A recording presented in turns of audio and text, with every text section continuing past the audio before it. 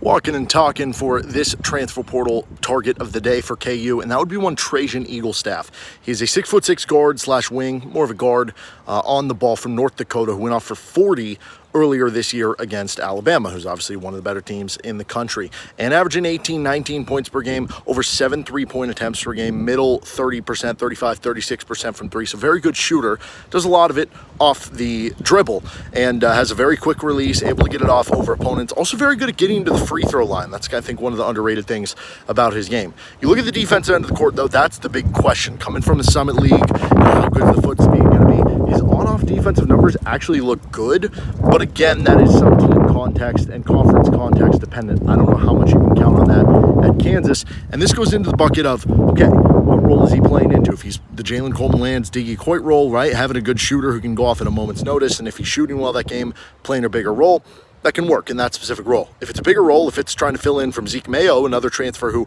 was a good scorer coming from the Summit League, I don't know that that works for Kansas. And also, there's a little bit of, okay, well, if you're playing into the Jalen Coleman-Lands role, maybe it's more of a off-the-catch shooter, a corner three-point shooter, a good cutter. I don't know that that describes Eaglestaff's game. More of an on-ball player, didn't shoot it super well from the corners from three. So I think this one kind of depends on the role that Bill Self envisions it with.